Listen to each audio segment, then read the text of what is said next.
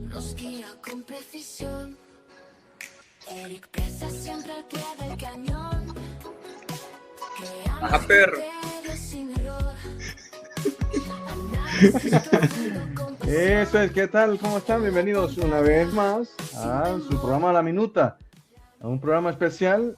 Bueno, como siempre tenemos invitados especiales, nuestro compi de Italia, Andrés. ¿Qué tal? Bienvenido nuevamente a La Minuta. Hola, ¿qué tal? ¿Qué tal, Eric? Pues contento siempre al pie de cañón y siempre trayéndoles temas bastante calentitos, controversiales, modernos, algo que nos haga reflexionar, y nos vamos a conectar hasta El Salvador con alguien experto en redes sociales que nos va a dar luces de lo que está pasando y las nuevas polémicas que se dan. En España, por ejemplo, Pedro Sánchez ha propuesto prohibirle a los menores de 16 años que entren a las redes sociales. El proyecto ya pasó a Australia, pero otros países lo están pensando en Europa. ¿Qué ondas ahí? Es el argumento de hoy. Quédense con nosotros. Las redes sociales, los menores, las nuevas leyes o, bueno, ¿cómo sería? Es que es bien complicado, pero bueno, este tema lo vamos a ver con quién, pues con el experto en marketing político en nuestro país, en El Salvador, Miguel Pineda. ¿Qué tal, Miguel? Tanto tiempo de no verte, ¿cómo estás? Cuéntanos un Bastante poquito. bastante bien, Eric. La verdad es que alegre de estar compartiendo con ustedes. Ya teníamos un buen rato de no estar por acá, Sí. pero Sí. qué bueno que se acuerden de mí siempre para hablar de estos temas sobre marketing digital y nada experto. Yo creo que lo que nos hace estar vigentes es saber que siempre esto está cambiando y hay que aprender siempre lo nuevo. Eso es, bueno, pues más o menos era la idea de eso. A ver, porque tú también manejas mucho la cuestión de las redes sociales, ¿no? Bueno, obviamente en tu campo, pero claro, en la parte de Europa, Francia, España, unos días atrás, pues está poniendo algunas restricciones sobre el tema y queríamos ver, hablar un poco sobre ello, ¿no? ¿Qué tan importante es las redes sociales, cómo nos afectan y pues ver las reacciones obviamente de estas restricciones, ¿no? Porque no solamente es quitarle las redes sociales a un menor, sino que también penalizar un algoritmo que puede inducirte a. Por eso vamos a entrar un poco más a fondo luego, ¿no? Poco a poco vamos a ir metiendo carne al asador, ¿verdad, Andrés? Cierto. Por supuesto. Vamos a ver. Es culpa mía, chicos, de que estoy aquí atravesando un poco. Ahora, no es solamente... ¿Me escuchan bien? Porque Bastante estamos bien. Sí, sí, súper, súper. en la fase de transición de ajustar algunas cositas. Ahora, como decía Eric, no solamente se trata, claro que en las noticias aquí en la Unión Europea está acerca de la prohibición a los menores de 16 años el uso de las redes sociales, que es un tema bastante controversial, pero sino también qué hay detrás de las redes sociales, porque nos ha venido a transformar el mundo, lo querramos aceptar o no. Ha sido un shock bastante importante en nuestra civilización. En las redes sociales, por ejemplo, se llevan las campañas políticas electorales. Ha habido un desplazamiento entre los medios de comunicación tradicionales como la radio, la televisión, la prensa escrita, y ha pasado una batalla cultural, política, incluso económica en las redes sociales. Entonces, por ejemplo, hago una pregunta provocativa. ¿Qué pasaría si de repente dejásemos de usar Instagram, TikTok y Facebook? No, Facebook, que ya es la franja de juventud, no lo está usando, pero sigue siendo una red social. O X, por ejemplo, que X se ha caracterizado por ser una plataforma del debate político y todo lo que conlleva. Entonces, ¿qué pasa si alguien de repente, si estas grandes compañías o los gobiernos dicen, pues ya nadie, no solo los menores de edad, en general, no se van a usar, se usarán otros? Bueno, ahora ha surgido, Miguel, también una red social solamente que participan los agentes de inteligencia artificial. Solo ellos participan ahí. Entonces, el mundo está loco, Miguel. Vos que andás en esta jugada, ¿qué nos puedes decir? Yo creería que hay que partir de dos grandes marcos. Cada vez que hay una prohibición sobre cualquier cosa, históricamente esto ha hecho que siempre se salten las reglas y se hagan cosas que quizás no es el deber ser. Y la prohibición solo llega a, de alguna manera, potenciar las cosas prohibidas. Recordemos cuando fue la prohibición del alcohol en Estados Unidos, y yo de igual manera creo que si en el gran marco se regulan esta prohibición para las redes sociales, aplicará para las grandes redes sociales. Pero ¿a dónde dejas redes sociales como WhatsApp, Telegram? Ya sabemos que comparten mucha pornografía a través de Telegram. ¿Dónde dejas este blog de mensajes, Reddit? O sea, todos tendríamos que estar o todos en la cama o todos en el suelo, pero no se podría aplicar solamente a un cierto tipo de redes sociales, porque creería yo que debería de efectuarse.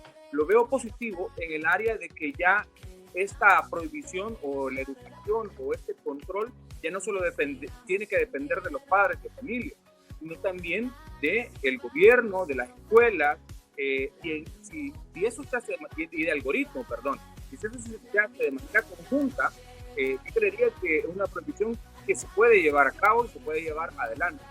Sin embargo, también esta restricción hace que los menores de edad tengan que identificarse y pone dos dilemas. Uno, de que las redes sociales pueden utilizar esta información para poder controlar de alguna manera o hacer grandes bases de datos, que esto no debería de existir por la privacidad de los datos, pero la otra manera sería que los gobiernos hagan un mecanismo para identificar a los menores de edad o a través de un documento. Sí, en ese caso, por ejemplo, aquí en España lo que hacen es una verificación real, pero ¿qué es lo que pasa? ¿Cómo puedes controlar eso, no? Que te pidan la fecha de nacimiento, por ejemplo, eso es una de las disposiciones que están haciendo ahora, por ejemplo, las redes sociales, ¿no? Que te piden qué fecha de nacimiento, están actualizando obviamente la ley de protección de datos, ¿no? En cuanto a la verificación real, que debería de ser, ¿no? Esa parte importante, pero claro, tú siendo, por ejemplo, un chico de 12 años, tú le puedes poner una fecha, cualquier fecha, o sea, nosotros hemos sido menores de edad, de 12, 13 años, y claro, siempre queremos eso, lo que dices tú, mientras más restricciones hayan, existe esa como el gato, ¿no? Te da un poquito de curiosidad y quieres ver más, ¿no? De lo que tiene. Pero claro, ¿qué es lo que pasa? No se puede garantizar al 100% de que ese control va a poder bloquear estas situaciones. Obviamente, bueno, al menos en el caso de España, es lo que se está tratando de hacer, ¿no? ¿Qué otros puntos se han visto? El scroll infinito, ¿no? Que vas pasándolo de una manera adictiva. Las redes sociales, los niños pues se clavan, se fijan en cualquier tipo de red social y pasan horas, 4 o 5 horas, y en vez de hacer otras cosas de provecho. No quiero decir que no sea de provecho, obviamente, si tú lo utilizas en plan aprender, es que también es una ventaja, ¿no? Porque estás aprendiendo, pero claro, en la red social lo que te dirige no es aprender, es a matar el tiempo, ¿no? Es a distraerte, ¿no? Es rara la vez que te pongas tú un scroll y vas viendo, por ejemplo, Miguel Pineda, el TikTok de Miguel Pineda solo van a salir análisis de IA, estudios de ciencia, quiero decir, ¿no? O sea, depende del uso que uno le dé. O de marketing, claro, o cuestiones políticas. Entonces, es un poco complicado. Pero ¿qué es lo que pasa? En España se va a penalizar eso. O sea, que los algoritmos no hagan ese tipo de inducción para llevarte a esa situación, independientemente de la edad. Eso está bien, ¿eh? Porque aquí obviamente vas a ver lo que tú quieres, no que te lo van generando en las redes sociales según lo que tus gustos, tus intereses, porque tú previamente a abrir la red social pues has dado esa aceptación a ese tipo de análisis que hacen sobre ti, sobre tus gustos, sobre lo que ves, etcétera. Eso en principio, ¿no? Andrés, ¿tú cómo ves esa parte? Vaya, que en España se está debatiendo y se le considera, Sánchez considera que las redes sociales son un salvaje oeste digital y lo que pretenden es disminuir o evitar la adicción, abuso, violencia, pornografía, manipulación, etcétera. Pero no quiero ser el abogado del diablo, pero quiero entrar a las teorías conspiracionistas, porque he escuchado por ahí una gran cantidad de cosas, entre ellas de que esta es la puerta o el inicio para un control masivo de la sociedad que puede venir. A raíz de todo esto aquí en Europa, que además es de puntualizar de que va a entrar en vigor de que Bruselas, como el gobierno sobrenatural de los 27 países de la Unión Europea, va a poder pinchar nuestros teléfonos legalmente y poder extraer de ahí información. O sea, partemos del hecho de que privacidad no existe, no ha existido. Con las redes sociales, algunos argumentan lo que, poniendo como pretexto eso, que es verdad, que tiene varios aspectos que es cierto, pero también quieren aprovechar estos gobiernos elitistas, la élite, los tecnofeudales, de controlar la sociedad. Y también, al mismo tiempo, como esto tiene que ver con la política y con las votaciones. Hemos escuchado largamente la polémica, por ejemplo, cuando perdió Donald Trump. Hemos escuchado lo que sucedió también en Francia con Marine Le Pen, y así sucesivamente en Inglaterra, de que hay una incidencia del poder de los motores de la Internet y ahora con la inteligencia artificial sobre las decisiones políticas electorales y el incidir en la voluntad o en los deseos o en la intención de votos de las personas que utilicen las redes sociales. Al mismo tiempo, algunos consideran de que se avecina el control digital biométrico de la sociedad de una forma mucho más masiva, como los experimentos que se están dando en China. Yo aquí voy a hacer dos comparaciones que creo yo que se nos olvidan. Lo primero es catalogar los puntos positivos de las redes sociales y lo segundo, catalogar los puntos negativos. Okay. Dentro de los puntos positivos y principales es la democratización de la comunicación. En el pasado, nosotros solo oíamos un monólogo que venía dado de la televisión y de los dueños que dictaban la forma en la que se debía comunicar, la forma en la que se debía expresar, y eran capaces de poner a los grandes políticos y a los grandes poderes en su momento. Hoy esta democratización ha hecho cambios revolucionarios en este sentido, y cualquier persona puede llegar a tener una gran audiencia. Por ejemplo, hoy vemos influencers con 27 millones de seguidores, vemos influencers locales con 1.2 millones de seguidores, y que realmente son un cambio en la comunicación. Antes estos volúmenes de audiencia solo los tenía la televisión o la radio. Como un oligopolio. No voy a dejar de ser crítico y objetivo, pero hablamos de que los menores se ven afectados por el algoritmo, por este scroll infinito. Yo creería que acá no hay que leernos la mano entre gitanos. Todos tenemos esa adicción. O sea, desde el momento que nosotros estamos participando en un podcast y estamos con eso, yo imagino que esta información que tú estabas hablando acerca de esta teoría conspirativa, la viste en redes sociales. Y entonces todos estamos afectados por eso. No importa si sos menor o mayor de edad.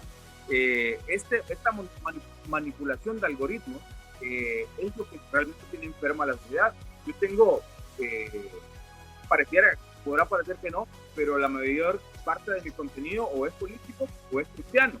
Sin embargo, en Instagram, por ejemplo, que es la red social que yo veo con mayor carga sexual, no dejan de aparecerme y de tener incidencia este tipo de publicaciones. TikTok, por el contrario, a pesar de ser uno de los algoritmos más abiertos, yo veo de que su algoritmo deja de enseñarme y me enseña cosas quizás más divertidas, más graciosas. No nos vamos a meter que si uno es Meta y el otro es chino, si uno es de Estados Unidos, no nos vamos a meter en ese debate, pero lo que voy yo es que sí hay maneras de poder regular el algoritmo, y con esto quiero cerrar. Yo veo un ejemplo en Guatemala. Por ejemplo, en Guatemala vos querés subir una publicación de algún político y querés pautarla, automáticamente el algoritmo te restringe, porque ellos tienen vetado por ley poder pautar, porque si no eso lo consideran campaña adelantada. En El Salvador no, en El Salvador vos podés subir la publicación de cualquier político, le pones pauta y se pauta de inmediato, o sea, el objetivo es cobrarte. O sea que sí hay maneras de tener controles sobre los algoritmos. Eso me parece muy bien. Miguel, aprovechando aquí tu presencia, ¿Cómo observaste esta situación en Irán, de que el gobierno iraní cerró las redes sociales? No nos vayamos tan lejos. Yo creo que no tenés que irte a esto específicamente en Irán. De igual manera pasó en Venezuela, pasa en Cuba, pasa en diferentes lugares donde la comunicación se quiere controlar. O sea, siempre que un gobierno o un Estado se meta a tener un manejo, eso va a ser un control de la comunicación. Aquí en la China. En el pasado tenían control de la televisión y de la radio, y hoy, al ser esto democrático, también es cierto que es terreno de nadie, un viejo oeste, pero para mí eso se debe autorregular. No quiero mezclar temas, pero es la misma teoría de las finanzas en criptomonedas, o sea, poder ser autorregulable y no que un gobierno o un Estado lo regule. Es exactamente lo mismo. Para mí, una democracia digital. Cierto, presentaría avances, y hay que cuidar a nuestros menores. El gobierno tiene que hacer ajustes, también, las escuelas tienen que hacer ajustes, pero también nosotros como padres. No quiero llevarme y no prestar la guitarra, pero yo te soy sincero y no me siento mal al contar esta experiencia, porque así como mi experiencia, he oído la de al menos unos 20 padres de familia en el mismo sentido, perdón.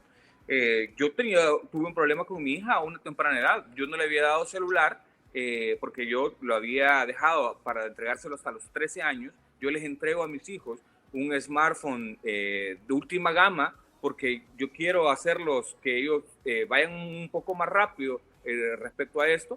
Pero antes de los 13 años, ella tuvo diferentes problemas, porque se accesaba por la computadora, etcétera, de gente que le escribía cosas así. No voy a profundizar en el tema y no voy a exhibir a mi hija, pero tuvimos ese problema.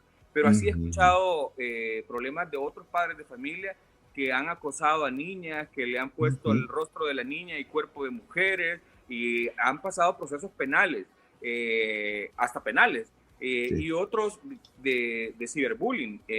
También más adelante con mi hija, a mí me tocó ver cómo diferentes niñas hicieron un ataque que yo, que veo políticos, diría fue un ataque directo, o sea, de varias cuentas atacando al mismo tiempo un perfil. Agrede. Y todo falso, ¿verdad? Entonces, no hay que ser ciegos a esto. Sí es necesaria una regulación, pero también hay que mantener o preservar ese equilibrio de la democratización de la comunicación. No hay que permitir que los gobiernos regulen, como el caso de Irán, el caso de Cuba, sino que con regulaciones puede estar bien.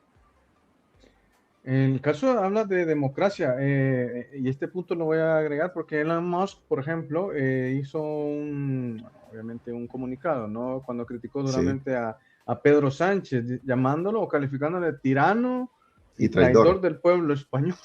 Sí. A ver, o sea, yo creo que también hay cosas de que se van más allá, que independientemente, o sea, tú eres propietario de una red social y van a surgir restricciones, pues te tienes que acomodar también a este tipo de restricciones, por algo será, ¿no? No es porque simplemente le salga a los que están haciendo las leyes y que digan, bueno, pues ahora es porque hay una influencia, ¿no? Por algo es. No es porque simplemente amaneció Pedro Sánchez o todos los de su partido político queriendo restringir. ¿Qué es lo que pasa? Bueno, también Pavel Durov mandó comunicado también, el CEO de Telegram,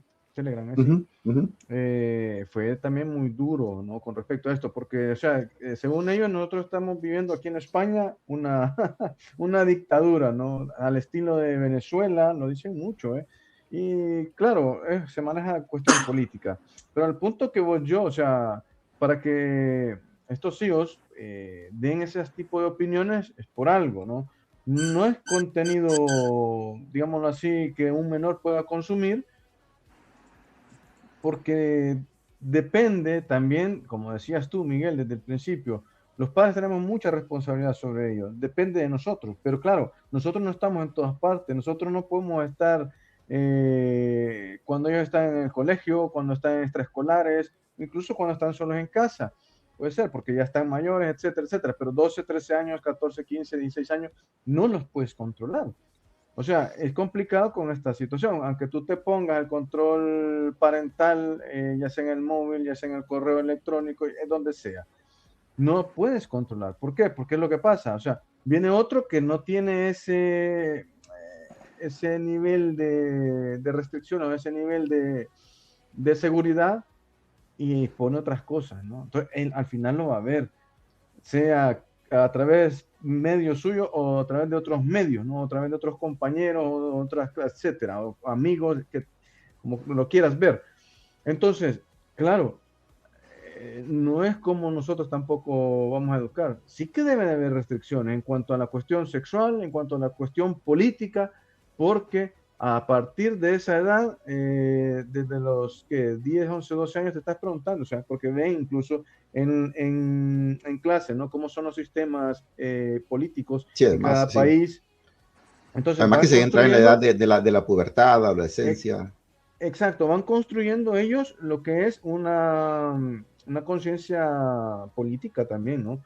Entonces, claro, si tú le vas metiendo cuestiones sexuales, cuestiones políticas, estás creando monstruos, porque Eso sí. claro, no es una educación que le estás dando, es simplemente información sobre información, desinformación, que esto ya le hemos hablado muchas veces contigo, Miguel. Entonces, sí que yo lo veo, a ver, que no es cuestión de esto de debate, simplemente son puntos de vista y que sí que son necesarios. Obviamente, ¿cómo se pueden hacer? No llevándolas al extremo, pero si no hay extremo, es bien difícil, es bien difícil. ¿A dónde está la línea entre lo que puede ser correcto o no? Porque entramos en una cuestión de moralidad. Claro, Ujú. ¿quién va a determinar eso? Ahora, Y punto la guitarra. yo concuerdo con ustedes, chicos, y es verdad, cuando no existían las redes sociales, evidentemente el control de la prensa escrita en la radio, en la televisión, era un oligopolio y había una manipulación de masa. La verdad absoluta la tenían ellos porque no había otra forma. Si no había medios alternativos, pues era bien difícil contrastar todo eso. Entonces era, quiera o no, un lavado de cerebro de masas. Ahora, a mí me gusta la tecnología, lo saben ustedes y la gente que nos sigue, me encanta, pero también soy crítico y autocrítico de esto. Hay que ponerle orden a la mesa.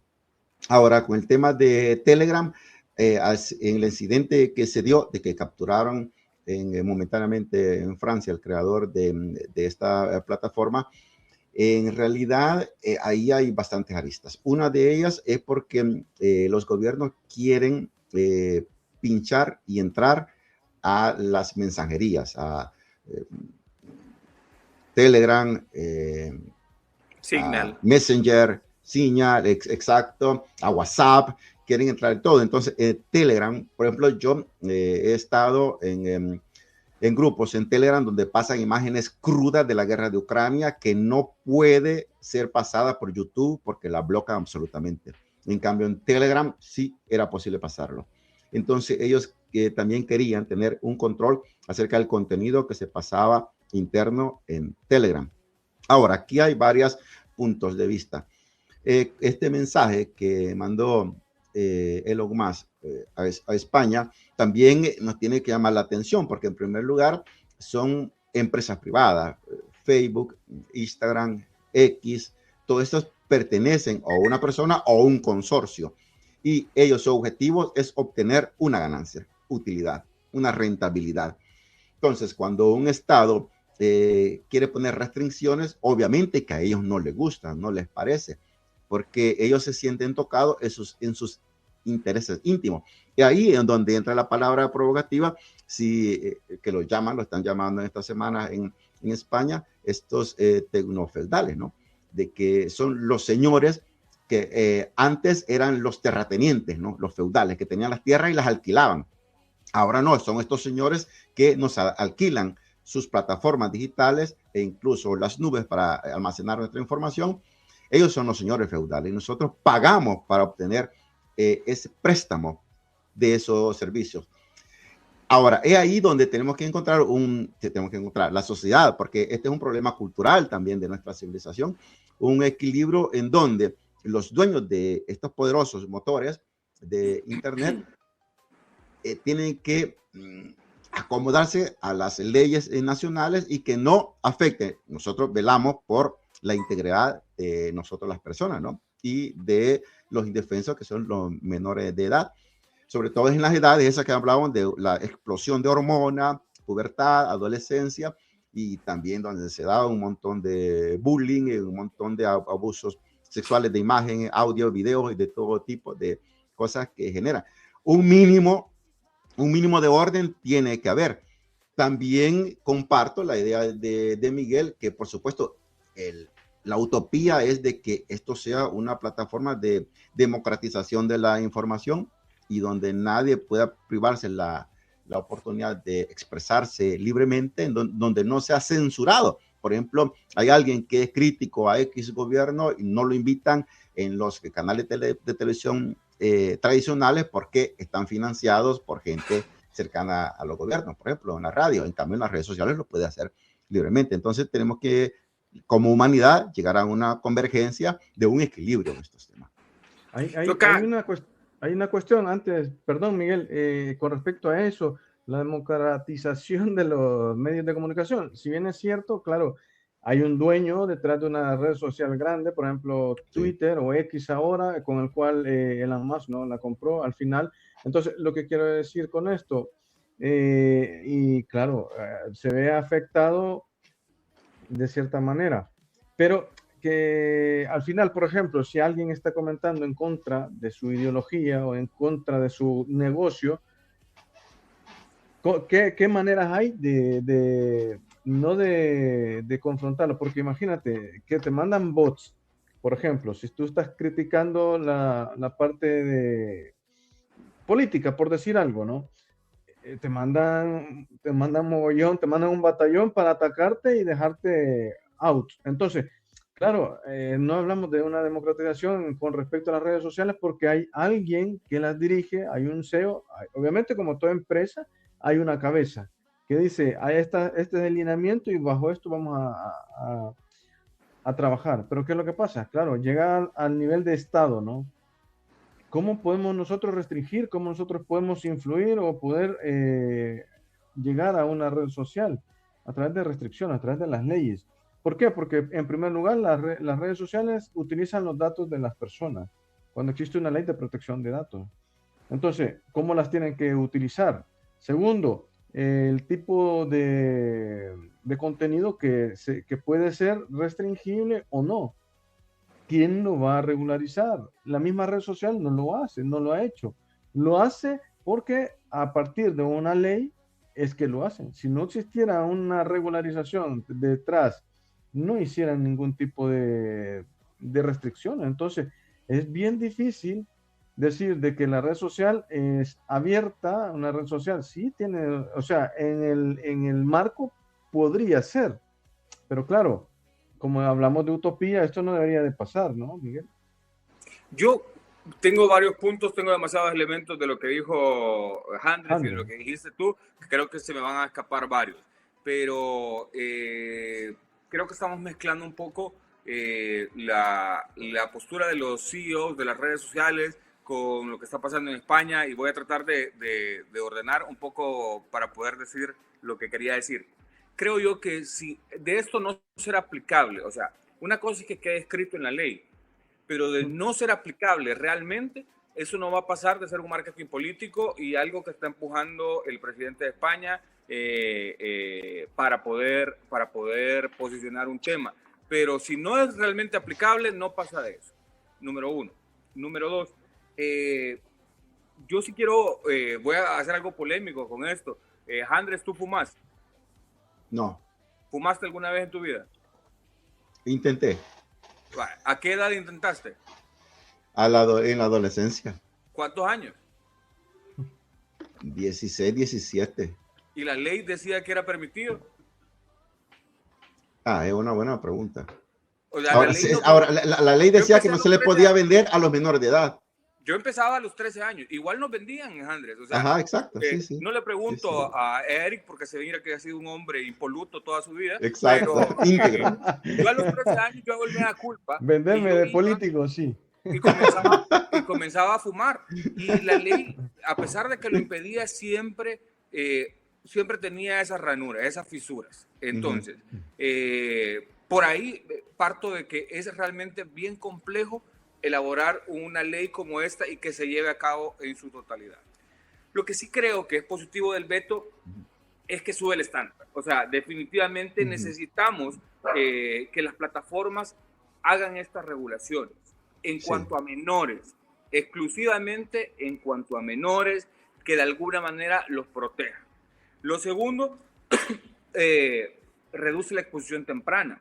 O sea, vemos niños, y yo, la verdad, lamentablemente voy a exhibir a mis hijos, pero, o sea, mi hijo que era completamente funcional con un Free Fire, con un, no me acuerdo, Call of Duty, una vez vine yo y le dije que recogiera la basura, y me dijo que no sabía cómo subirla a la pala. Y entonces vine yo y le dije, no, hijo lindo, si usted sabe manejar Call of Duty o Free Fire, sabe agarrar la pala y hacer eso. O sea, es muchísimo más complejo hacer eso que eso. Entonces, sí creo que reduce la exposición temprana a los dispositivos.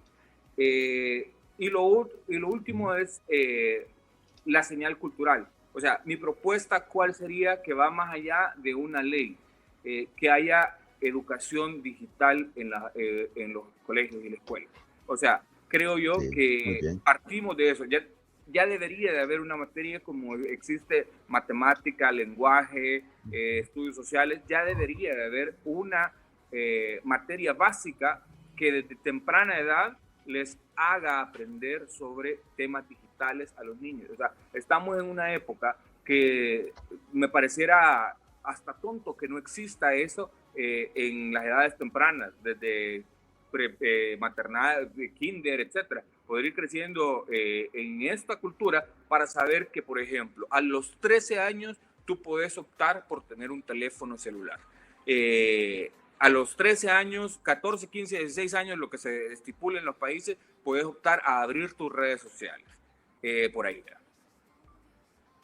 Me parece. Sí, bien, fíjate que en cuanto a más que todo yo creería que el fondo de esto es dónde está el contenido ilegal, y hay que agregar el discurso de odio, porque claro, actualmente eso está súper horrible. ¿Y dónde está incrementado eso?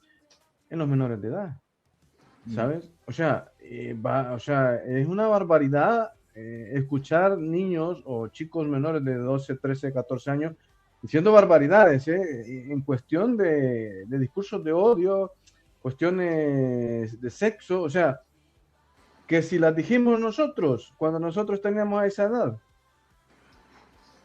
no lo sé. No, a ver, obviamente depende de las realidades, porque aquí hay muchas realidades, obviamente, diferentes extractos económicos y sociales, y aquí parejo todo, porque algunos probablemente sí, otros no, dependiendo de dónde estudiaban, ¿no? Y muchas cosas más. Pero imagínate, hablar sobre cuestiones de terrorismo para los menores de edad, no tiene idea. Hablar sobre cuestiones de incitación al odio o, por ejemplo, desinformación grave, explotación infantil. Hablamos sobre, por ejemplo, ahora está muy en auge lo que es la cuestión fascista. Entonces, esos puntos hay que detenerlos. El racismo. Porque el racismo, claro, o sea, todo en contra de oprimir a los demás, a un ser que es como tú, igual. Pero imagínate, o sea, alguien que no tiene elaborado o bien sentado en su madurez, su conciencia social, va a terminar afectándolo. Entonces, a ver, Miguel. Pero te voy a decir que te voy a rebatir ese punto, porque es que eso no depende de redes sociales realmente. Los dos crecieron en El Salvador. Yo sé que tu público es más internacional que la gente que no puede oír desde El Salvador, pero yo al día de hoy, mi ideología de alguna manera es centro-izquierda, pero a mí me fascinaba el jingle de Arena. O sea, cuando yo estaba chiquito hasta lo marchaba. Sí. Era pegajoso. Era pegajoso y decía, donde los rojos perecerán. O sea, ya era un discurso de odio, Eric, pero tremendo. Te lo implementaba la televisión. Y, o sea, era una... Y ahí, Miguel, y discúlpame, ahí lo escuchaban niños, niñas de todas las edades y adultos. Pero voy a ir más allá, más profundo y más allá en el pasado. Mi Dale. abuela, o sea, maestra Ajá. docente, que en paz descanse, murió el año pasado, pero mi abuela pasó en el tiempo del general Sánchez Martínez, ¿o no? Martínez, sí. El que mandó Maximiliano. Maximiliano. Ajá. Entonces, mi abuela era alguien racista, hermano. Racista, o sea, más del Salvador no podía ser la señora, pero ella ¿En serio? a los negros no los podía ver. Pero es una cuestión de lo que te enseña tu familia, de lo que te enseña tu cultura. Y si bien Sí. es cierto, vos pones ejemplos de los niños que tienen discurso de odio, también aquí voy a salvar todo lo que he dicho de mis hijos. Mateo, por ejemplo, mi hijo, ha sido investigador de todo el tema de las pandillas. Y entonces eso lo ha alcanzado a través de YouTube. O sea, habían respuestas que yo no podía darle y al día de hoy da gusto oírlo hablar o exponer sobre el tema de las pandillas en El Salvador. Y no habla desde un sentido, estos son los malos o estos son los buenos, sino que habla del problema social que lo ocasionó. Y entonces... interesante esto. Súper interesante, súper interesante. Y entonces yo también creo que es como... Hay un libro que se llama Fahrenheit 911, creo yo, 400, Fahrenheit 911, donde queman los libros que no les gusta al gobierno o al Estado que lean.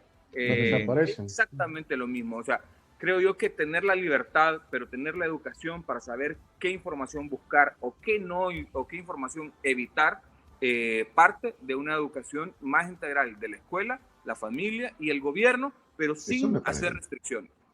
Eso me parece bien. Fíjate si que en ese caso, ¿vale? yo, a ver, que no estamos estamos en la misma línea, yo creo que es así, pero lo que pasa es que en la actualidad, en la cuestión social, ¿qué es lo que pasa? Madre y padre les toca trabajar para sacar adelante su hogar, su familia. ¿Qué es lo que pasa? Los chicos, por ejemplo, aquí, a ver, no pueden estar solos, obviamente, ¿no?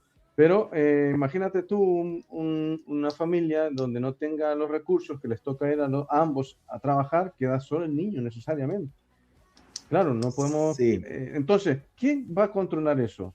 Si estamos hablando de una educación, sí que es cierto, y ahí, o sea, aquí creo que todos hemos pasado esa parte. Nosotros estamos en la millennial y un poquito más abajo, o un poquito más arriba, pero que nuestros padres, al menos uno trabajaba y el otro, por ejemplo, cuidaba en casa.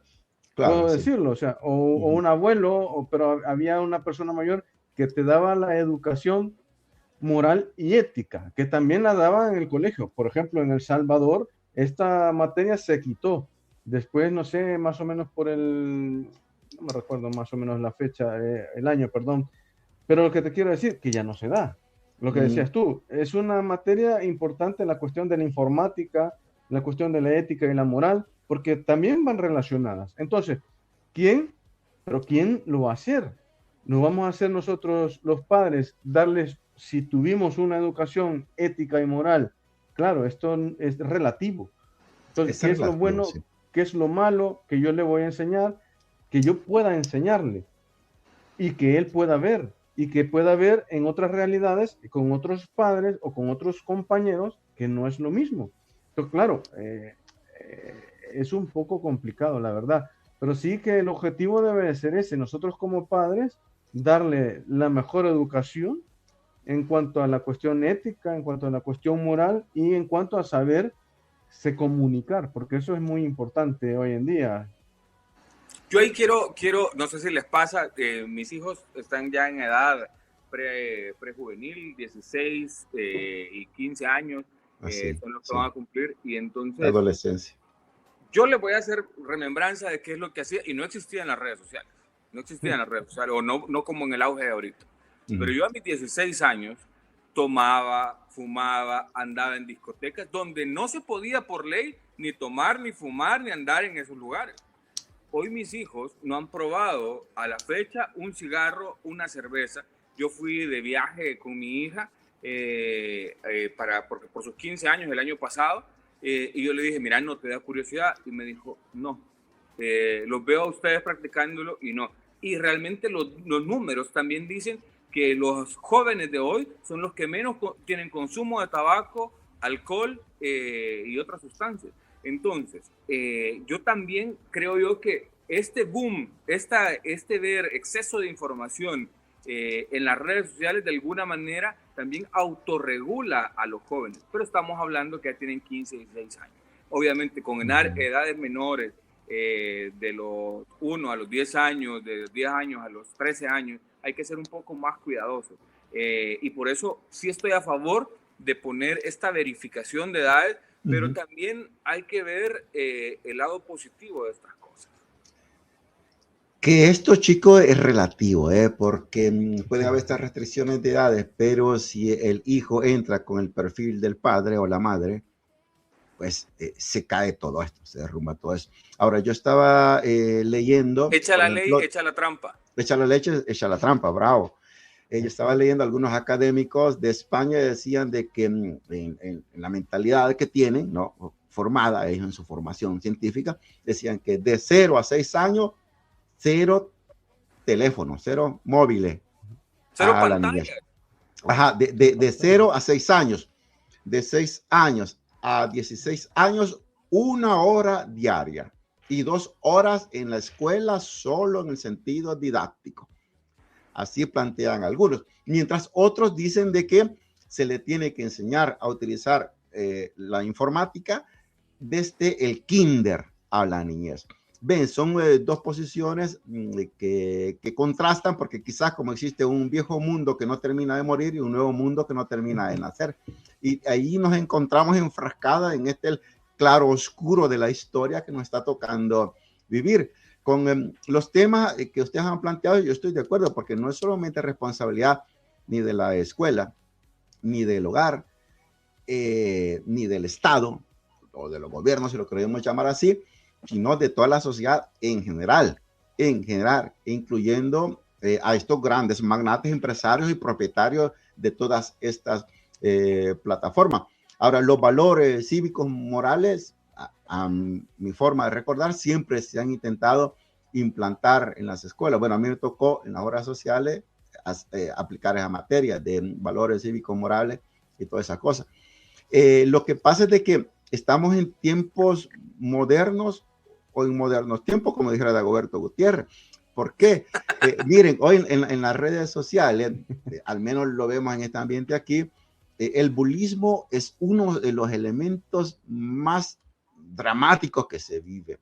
El bullismo, el racismo, al menos estamos hablando de esta realidad. No sé en Centroamérica, no sé en El Salvador, pero la juventud es tan perspicaz de que utiliza las redes sociales, y hay muchos casos que han utilizado incluso imágenes sexuales de niñas, de sus primeras experiencias de las niñas, y las han hecho virales y se han destruido pues a esa niña y a su familia, etcétera. Entonces tiene que haber una corresponsabilidad de todo esto. Ahora, hoy, por fortuna, la inteligencia artificial también nos puede ayudar en este camino que es de toda la sociedad.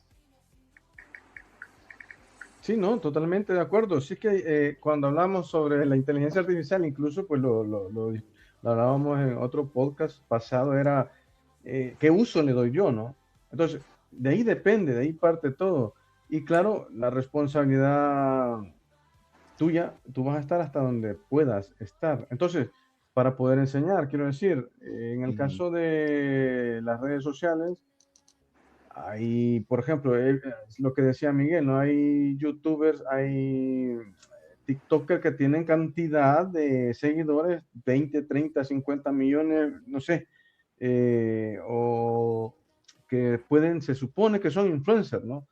Pero cuando ves tú ese tipo de contenido, es para divertirte, para desbloquearte la mente que has tenido un mal día, qué sé yo. O sea, también es parte del entretenimiento, ¿no? También hay que poder hacer esa diferencia. Sí. Claro, nosotros porque ya tenemos esa parte ya formada, ya lo tenemos más claro. Pero un niño no, un niño puede ver...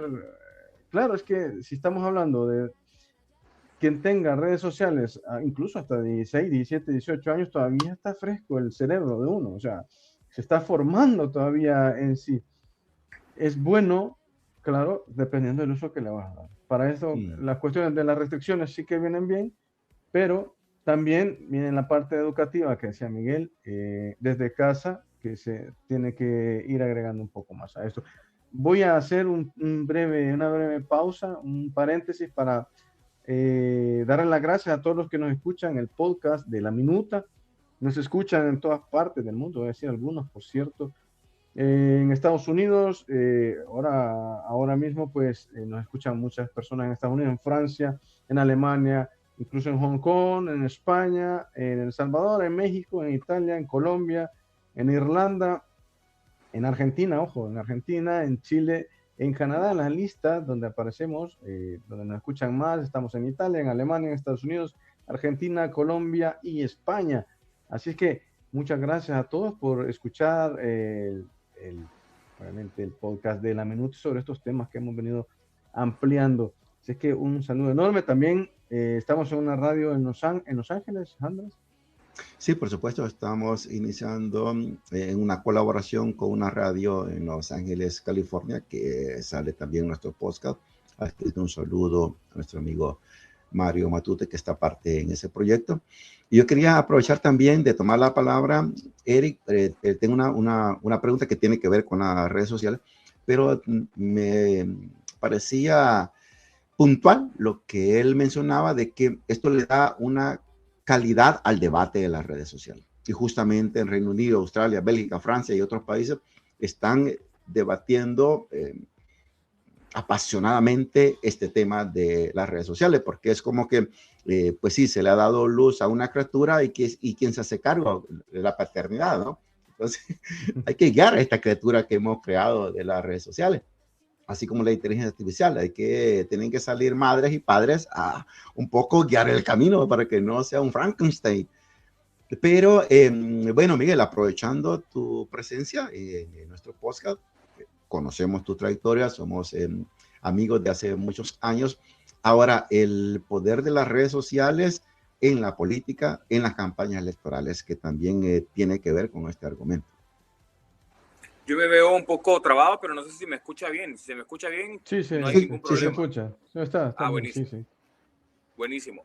Entonces, definitivamente creo yo que el trasfondo de estas regulaciones también lleva un contenido político. En mi evaluación siempre va a ser así. Yo soy estratega político y generalmente los grandes avances en política vienen dados no por otra cosa más que por la tecnología. O sea, todo esto de transparencia nació cuando las cámaras comenzaron a dejar registrados los hechos de corrupción en los políticos.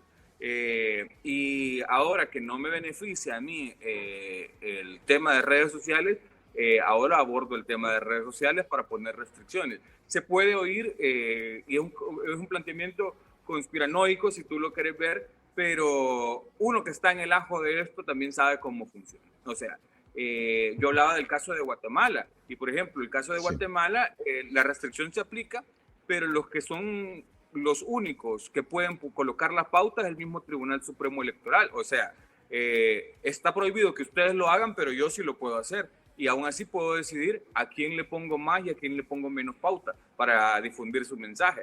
Entonces, el marketing político y las redes sociales creo yo que han venido a ser novio y novia inseparables hasta que esto se presente una nueva tecnología y que ya de hecho ya lo está haciendo la inteligencia artificial. Un paréntesis, Miguel, hasta que la nueva tecnología nos separe. ¿Cómo así? No, porque novio y novia hasta que la nueva tecnología nos separe. Hasta que la nueva tecnología nos separe. Exacto. Que por ejemplo podría ser la inteligencia artificial. Porque, ¿qué es lo que logras? O sea, voy a poner el ejemplo de un candidato, no voy a decir nombre, pero es algo que realmente pasó. Yo conocí a este candidato en diciembre y este candidato tenía 200 seguidores en TikTok. Era un poco más fuerte en Twitter, pero faltaban 2 meses para las elecciones. Yo lo conocí un 15 de diciembre y entonces vine yo y le propuse a la persona que me llevó a esta campaña, hagamos un ejercicio. Si esta persona no logra los rendimientos en el primer mes, ya no le sigas invirtiendo y ya no hagas nada porque esta persona no va a ganar. El primer mes nosotros ya habíamos concretado 36,000 seguidores en TikTok con contenido disruptivo, con un importe de pauta importante, y al final se concretaron 43.780 votos. Así de impactante y de influyente es la política y las redes sociales. Pero hay que saber tener esta herramienta y utilizarla de manera consciente. Esta herramienta, o sea, tú me echas flores, pero depende de mi ética profesional cómo yo la utilice. Y depende de la ética profesional cómo la utilizan mis candidatos. Pero, por ejemplo, yo ahorita estoy conteniendo un ataque en otro trabajo que estoy desarrollando que viene dado por el contrario. La desinformación y la cantidad de presupuesto que estas personas tienen para opacar un proyecto. Y entonces es un proyecto que es súper beneficioso para una población, pero como no me conviene a mis intereses, yo trato de opacar el proyecto a través del marketing digital y la política. Eso es interesante lo que acaba de decir, ¿eh? Muy interesante. Bien, sí, ¿no? Que es importante. Lo dejé sin palabras. Claro, no, sí, es que lo que realmente, o sea, tú lo dices, pero se sospecha, ¿no? Es que, digamos, o sea, Miguel, cuando se utiliza como estrategia política es parte de eso, ¿no? O sea, cómo saber presentar una imagen y cómo saber mantenerla. O sea, y en saber mantenerla me refiero a la cuestión de soporte, ¿no? Ya sea de manera mediática, ya sea de manera a través de leyes. Por ejemplo, estamos hablando de políticos a través de leyes, ¿no? Que puedan interesar o puedan beneficiar a alguna parte de la comunidad. Entonces sí que es importante. Entonces, y ese contenido se manda a las redes sociales y que capta no solamente vistas, no solamente me gusta, sino que también se concretan en votos.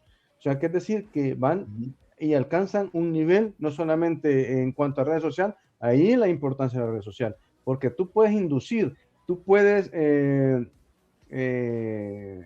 explicar, tú puedes dar contenido y incluso hasta sesgar.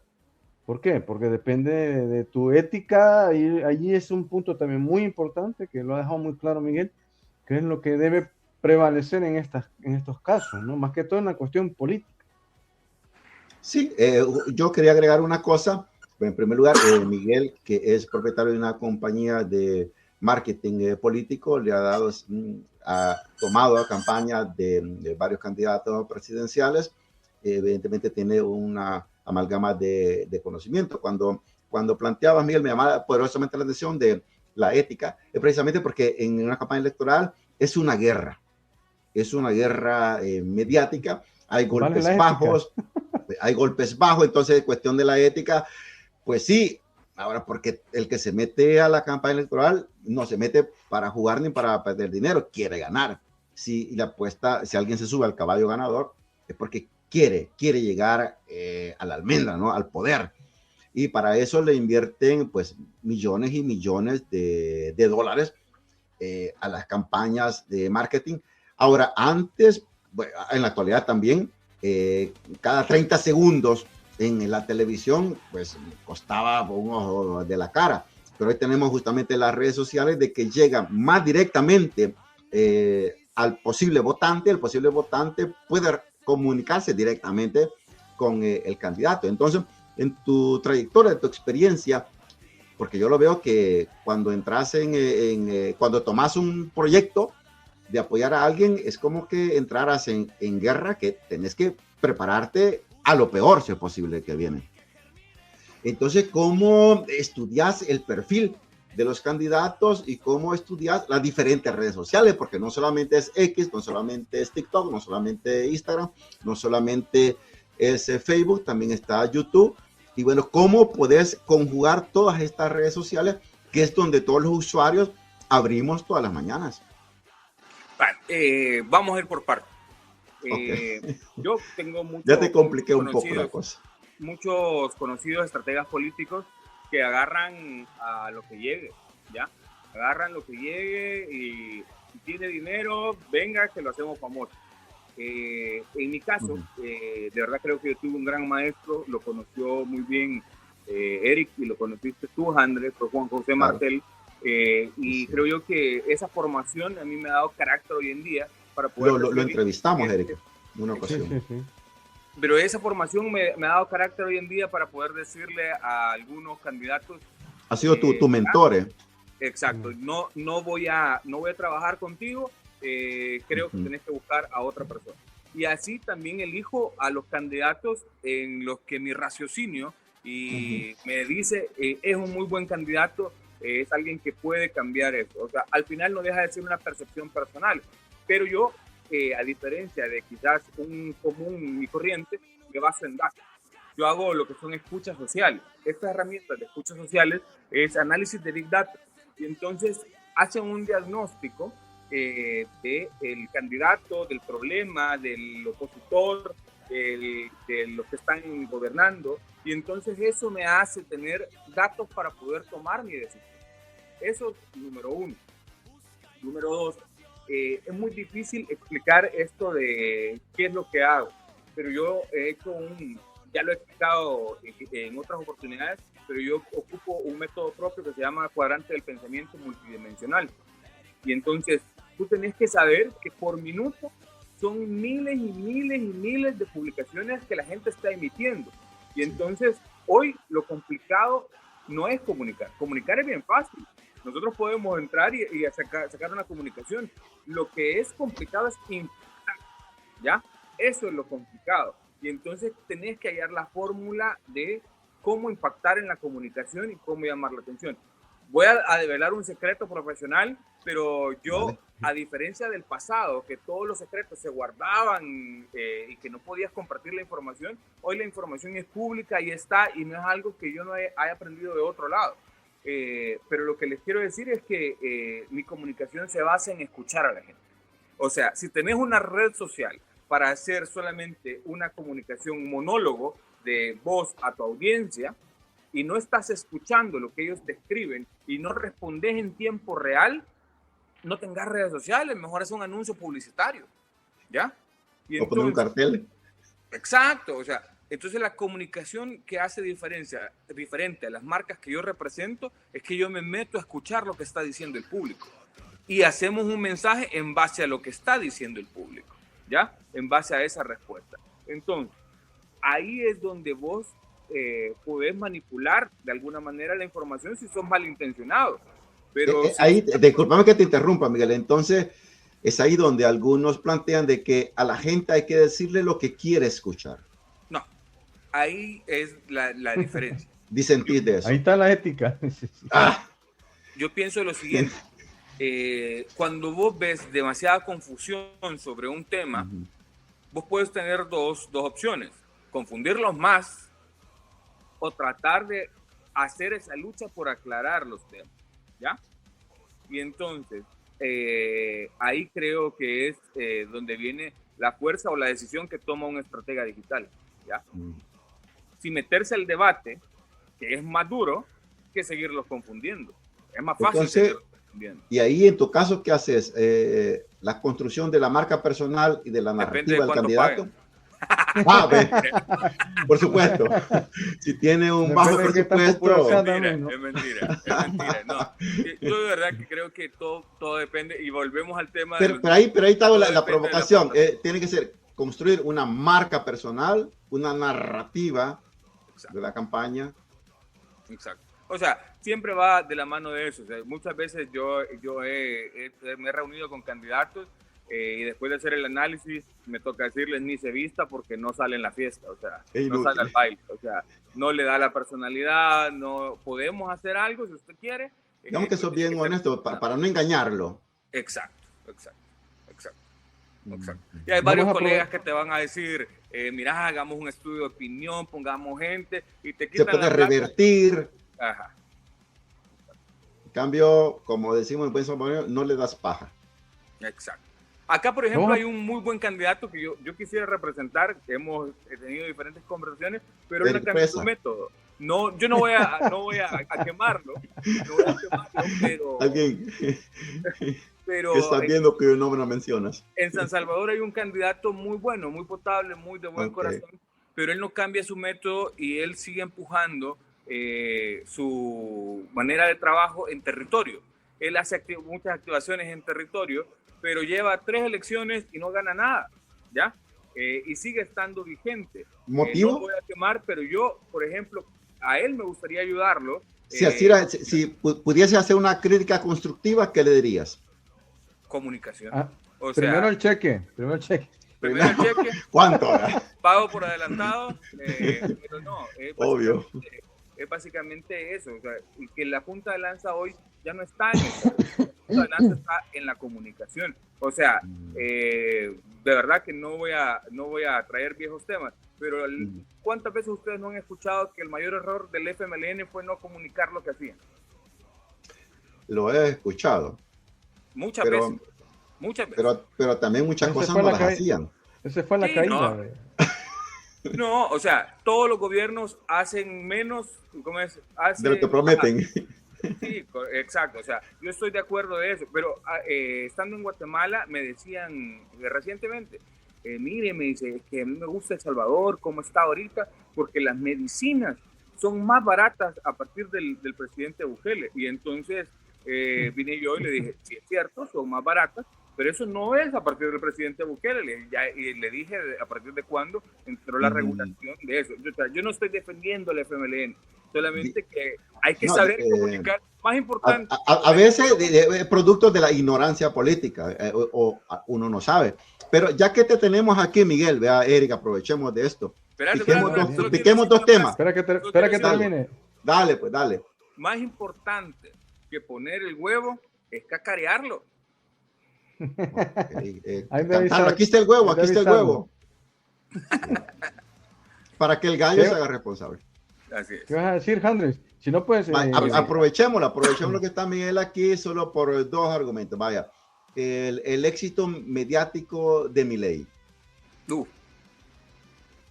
Ya que nos escuchan también de Argentina. Queremos saber de alguien que... Pero antes de eso, antes de ese análisis, Miguel, nos gustaría de verdad saber cómo encontrarte, porque, claro, muchos van a escuchar, sí, este chico pues se ve que puede actuar o trabajar. ¿Dónde encontramos a Miguel Pineda? ¿Cuál es su empresa y su producto? A ver. Adelante. Fíjate que te soy sincero y vamos a lanzar algo. Yo durante mucho tiempo dicen, ¿cómo es que dice la frase? Candil de la calle, oscuridad de la casa. Durante tiempo hice un esfuerzo para poder tener representación de mi empresa en redes sociales y nos esforzábamos increíblemente, pero nuestro trabajo siempre ha venido dado de la mano de un contacto, o sea, de la mano de que alguien más le dice, mira, allá hay un salvadoreño. El boca a boca. Boca a boca, y eso nos ha llevado a 6 países. Y entonces, así que, Eric, dejo en tus manos y a tu discreción poder publicar mi número de WhatsApp, que de verdad, de esa manera nos pueden encontrar muchísimo más fácil. Hace algún tiempo ya no hacemos mayor contenido en redes sociales, también porque tenemos trabajo, no hay tiempo. Y los trabajos demandan, pero bienvenido sea, de verdad, que cualquier consulta, no solo por trabajo. Yo he hecho muchas bromas respecto a La Plata, pero no, al contrario, tú sabes que he dado cursos. No, lo sabemos, sí. Hemos hecho webinar también con vos. Así es. Perdón, con respecto a lo de Milei, ¿verdad? Dale. Ok. Yo hace algún tiempo le recomendé a ustedes que leyeran el libro Amado Líder. Sí. ¿No recuerdan? Es de Luis Fonseca. En la época que hicimos el webinar, creo. En la época de pandemia. Exacto. No, un poco después de pandemia. Bueno, no sé, no tengo claro los tiempos. Sí, pero Amado Líder por ahí sí. Responde a un periodista que fue a visitar o estuvo de cerca de Maduro, de Bolsonaro, de Andrés Manuel López Obrador y por último Nayib. Y entonces nuestra Latinoamérica se estaba moviendo en esa estructura de líder, de un líder mesiánico, decía él en el libro. Y entonces esto acompañado de una carga de emotividad bastante fuerte es lo que hace que una población se decante por un candidato u otro. O sea, nosotros no vamos a hablar acerca de las cargas del peronismo, de todo eso. No vamos a hablar de eso. O sea, siento yo que no es el tema, sino la incidencia mediática. Y el peluca Milei, alguien muy disruptivo, casaba excelentemente con romper el status quo, romper la vieja política. Y ese discurso... outsider. Un outsider. Y entonces ese discurso es el que realmente logra permear en Argentina. Su jefe de gabinete, se me ha olvidado el nombre, pero buenísimo. Yo creo que el peor error que él cometió fue tirarse como candidato a alcalde, porque su papel como jefe de gabinete lo hacía, yo diría que inclusive mucho mejor que Milei comunicacionalmente. Así que no sé si respondo tu pregunta respecto a lo de Milei, pero es eso. O sea, por ejemplo, o sea, los que me conocen saben que no soy así. Y los que ven a mis candidatos saben que no son así en redes sociales. O sea, no son así en la vida real. Es un personaje de cara a la comunicación. Es que también esto, Miguel Dagoberto Gutiérrez nos dejó bastante enseñanza. Él decía, hay que diferenciar a la persona y al candidato. Cuando es candidato se pone un traje. Exacto. Pero también es una persona. Cuando termina, no, también es una persona. Ahora, la otra pregunta, porque evidentemente el presidente de El Salvador es bastante mediático y pues se habla de él por todos lados. Una pregunta puntual sobre El Salvador es, intentamos darle seguimiento con Eric a lo que sucede en El Salvador, pero obviamente en nuestra cabeza no es el único pensamiento que tenemos, porque tenemos nuestras propias realidades aquí. Sin embargo, hay mucha gente que estaría interesada en escucharte vos como técnico del marketing. Pues al parecer no hay ninguna competencia a Nayib Bukele. No, la verdad es que de cara a las presidenciales no hay ninguna competencia. O sea, van a correr candidatos por, bien sea tanto por de alguna manera hacer oposición, en el caso del FMLN, una oposición sin sentido, y otros van a correr para validar la elección. Eso es algo que el salvadoreño lo sabe, pero realmente, numéricamente y haciendo el balance, no está ni por cerca de ser alcanzable la reputación del presidente en El Salvador. O sea, entonces la democracia, esa parte electoral es va a ser como un simulacro. Exacto. No estamos cerca de ver realmente una competencia a Nayib. Y voy a decir específicamente a Nayib porque no así a Nuevas Ideas. ¿Ya? Nuevas algunos Ideas consideran, Miguel, de que la oposición de El Salvador a Nayib Bukele es la oposición perfecta a Bukele. En el sentido de que no representa ningún tipo de amenaza. Al contrario, le suman más votos porque cada vez la cagan. Yo te voy a decir cuál creo que es la verdadera oposición de Nayib Bukele. Dicho de manera técnica, Eric, perdón. La cagan totalmente. Bueno, te quiero decir cuál para mí es la verdadera oposición de Bukele. Sus propios diputados y sus propios alcaldes. O sea, los que están jugando como oposición de Bukele son sus propios diputados y sus propios alcaldes. Interesante. Andrés, 1 hora 8 minutos de programa. Yo creo que lo vamos terminando. Otra ocasión será para hablar con Miguel con respecto a esta cuestión política de El Salvador. Así que próximamente serán elecciones, ¿no, Miguel? El 2027, sí, correcto. Bueno, o sea, tenemos un año de preelectoral muy caliente porque la cosa está muy activa. Sí, además, Eric, de que me gustaría que aprovecháramos a Miguel en otra ocasión, que habláramos qué pasó en Costa Rica, qué está sucediendo en Honduras, todas estas cosas, hay que pues aprovechar. Pues eso lo dejamos para otro programa, ya nos quedamos con Miguel para programar podcast referente a eso. El nuevo Bolívar de Centroamérica, pues ahí vamos. Nada, muchas gracias Miguel, de verdad un gran abrazo desde aquí, desde España, para ti Miguel, también de Italia. Gracias por estar, por atendernos y por dar tus ideas y toda tu experiencia aquí en el podcast de La Minuta, Miguel.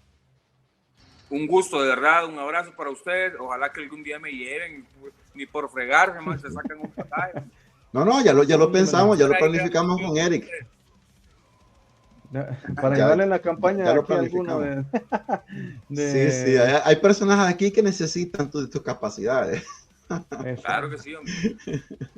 Con gusto. Bueno, pues, gracias. Te apreciamos mucho, muchas gracias. Cerramos aquí. Esto no es un fin, sino un capítulo. Que vamos a dejarlo ahí pendiente sobre el tema de Latinoamérica. Pienso que uno de los personajes, de las figuras que podemos invitar para que nos ayude, es Miguel. Exacto. Pues nada, muchas gracias a todos los que nos escuchan, Miguel, Andrés, Eric, y nos escuchamos el próximo La Minuta. Chao. Vamos, perfecto. Chao, cuídense. La emoción, con la fuerza de la misión. José Andrés en televisión nos guía con precisión. Eric Presa siempre al pie del cañón.